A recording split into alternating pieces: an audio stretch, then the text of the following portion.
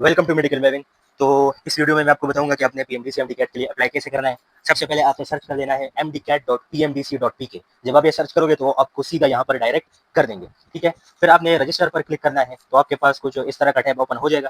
फिर आपने जो है तो एप्लीकेंट नेम में अपना नाम पुट करना है, जो कि आपका CNIC फॉर्म बी या पासपोर्ट में हो वही नाम आपने डालना है।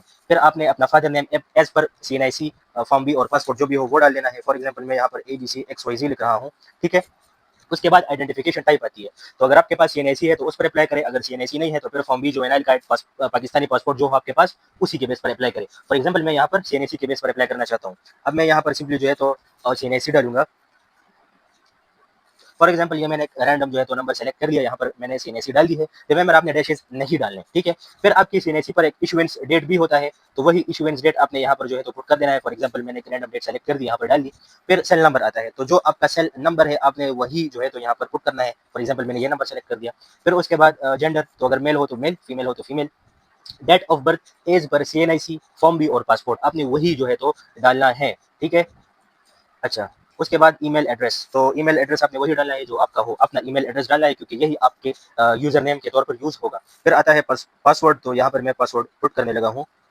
आपने भी जो है तो ये पासवर्ड और ईमेल एड्रेस नहीं बोलना, वो पासवर्ड वो ईमेल एड्रेस डाले जो आप नहीं बोलो, ठीक है। तो ये सारी इन्फॉर्मेशन पुट करने के बाद मैं सिंपली जो है तो साइन अप पे क्लिक करूंगा।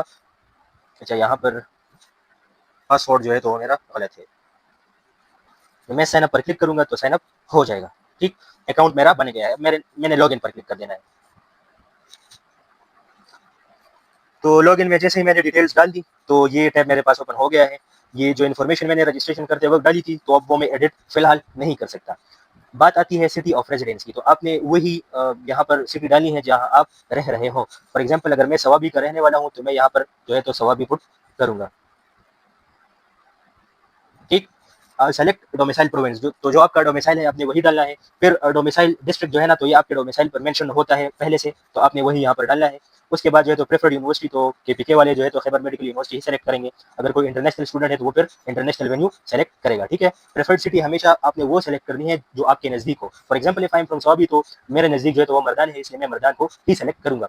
आपने वो सिटी सेलेक्ट करनी है टेस्ट के लिए जो कि आपके नजदीक हो, so that you don't have to travel for too long, ठीक है। आप ज्यादा सफर नहीं करोगे तो आप ज्यादा थकोगे नहीं, ठीक। फिर एजुकेशन टाइप, अगर FSC है तो FSC, अगर A लेवल है तो A लेवल। FSC वालों में फिर दो टाइप्स हैं, एक है फ्रेशर्स, दूसरे हैं इंप्रूवर्स। तो अगर फ्रेशर्स हैं तो वो सिंपली यहाँ पर 600 पुट कर दें, जो कि आपके फर्स्ट ईयर के मार्क्स है। और जो आपने मार्क्स ऑब्टेन किए हैं तो आप यहाँ पर वो डाल लो। फॉर एग्जाम्पल मैंने 550 डाल दिए। अगर इंप्रूवर्स है तो जिसके 1100 में मार्क्स है तो वो 1100 पुट करे, और जिसके टोटल 1200 में बनते हैं तो वो 1200 पुट कर दे। फिर आपके पास जो FSC की DMC है तो आपने वही मार्क्स पुट करने हैं। फॉर एग्जांपल अगर एक बंदे के 1100 में से 1025 है तो 1025 डाल ले, अगर किसी के 1200 में 1130 है तो वो 1130 डाल ले, ठीक है। ये तो FSC वाले की बात होगी। अब आते हैं A लेवल की तरफ। तो A लेवल के जो मार्कशीट है तो उन पर तो ग्रेडिंग होती है, कोई नंबर नहीं होते, तो वो सिंपली बस कोई रैंडम नंबर चूज कर ले, फॉर एग्जाम्पल 600, ठीक है। और यहाँ पर बस कोई भी रैंडम नंबर यहाँ पर भी डाल ले।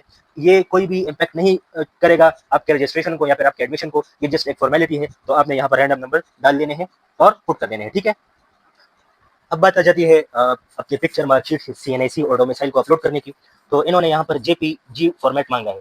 तो ये JPG फॉर्मेट के लिए आप इस तरह करें ना कि एक पिक्चर जब ले लें आप तो वो खुद को व्हाट्सएप कर दें और फिर वही पिक्चर आप सेव कर दें, तो वो ऑटोमेटिकली JPG फॉर्मेट में सेव हो जाएगी, ठीक है। तो मैंने यहाँ पर फाइल्स अपलोड कर दी है। फिर मैं जो है तो इसको टिक करूंगा इस ऑप्शन को, and then I will submit the application. तो एप्लीकेशन सबमिट करने के बाद कुछ इस तरह मेरे पास टैब ओपन हो गया है, ठीक है। यहाँ पर बाकायदा जो है तो प्रोफाइल पिक्चर भी शो हो रही है कि मैंने कौन सी फाइल अपलोड की हुई है, ठीक। इसके अलावा बाकी भी जो इन्फॉर्मेशन है वो सारी की सारी यहाँ पर आपको शो हो रही है। तो अगर इसमें कोई मसला हो तो आप यहाँ पर अपडेट प्रोफाइल में आकर ये चेंज कर सकते हो। अगर एप्लीकेशन में मसला हो तो वो भी आप चेंज कर सकते हो, ठीक है। अगर सब सेट है तो सिंपली आपने जो है ना तो यहाँ पर आकर पे नाउ का ऑप्शन क्लिक कर देना है। तो पे नाउ के बाद जो है तो इन्होंने बाकायदा अपना एक ईमेल और फ़ोन नंबर भी दिया हुआ है। अगर आपको कोई मसला हो तो आप इनको जो है तो कॉन्टैक्ट कर सकते हो, ठीक है। अगर पेमेंट के हवाले से कोई इशू आ रहा हो तो इन्होंने वो भी नंबर दिए हुए हैं, 3 नंबर, तो आप इनसे भी कॉन्टैक्ट कर सकते हो। फिर आपने जो है तो इस बॉक्स को टिक कर देना है। अगर आपने बैंक के थ्रू करनी है सबमिशन फ़ी की तो आप जो है तो MCB पर क्लिक कर दो, तो आपके पास ये चालान ओपन हो जाएगा। अगर आपने ऑनलाइन पेमेंट करनी है तो ऑनलाइन पेमेंट पर क्लिक कर दो, तो आपके पास जो है तो ये डायरेक्ट कर देंगे, ठीक है। तो इस तरह जो है तो आपने रजिस्ट्रेशन करनी है और ये जो है तो आपका सारा रजिस्ट्रेशन प्रोसेस होता है। और यही तक था बस। उम्मीद है आपको जो है तो इन सब की समझ आ गई होगी। फिर भी अगर कोई मसला हो तो you guys can ask in the comment section. This is Fahad signing off. अल्लाह हाफ़िज़।